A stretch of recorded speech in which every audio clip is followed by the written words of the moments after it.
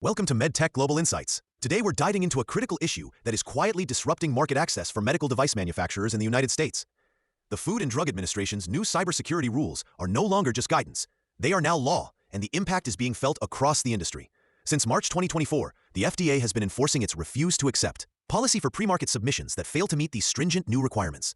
This means that after years of development, a device can be stopped at the door, not because of its clinical performance, but because its cybersecurity documentation is not robust enough. This is a fundamental shift in the regulatory landscape. The new rules apply to any device that contains software and has internet connectivity, which the FDA now terms a cyber device. The requirements are detailed and demand a proactive approach to security. Manufacturers must now submit a comprehensive plan to monitor, identify, and address post-market cybersecurity vulnerabilities. A critical component of this is the Software Bill of Materials, or SBOM. This is essentially a detailed list of every software component in the device, including open-source libraries. The FDA wants to know exactly what is inside your device so that future vulnerabilities can be tracked and patched. For many companies, especially those with legacy codebases or complex software supply chains, producing a complete SBOM is a significant challenge. Consider this real-world scenario. A company submits its $510K for a new networked patient monitoring system. The clinical data is solid, and the device represents a true innovation. However, the submission is rejected.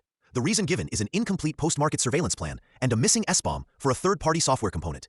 The launch is now delayed by months, costing millions in revenue, and allowing competitors to gain an edge. This isn't a hypothetical. This is the new reality. The FDA is making it clear that cybersecurity is not an IT afterthought. It is a core component of patient safety and a prerequisite for entering the U.S. market. This regulatory tightening in the world's largest medtech market is also signaling a global trend, with other health authorities likely to follow suit. Manufacturers must now integrate cybersecurity into the entire product lifecycle, from initial design to post-market surveillance, to ensure their innovations can actually reach the patients who need them.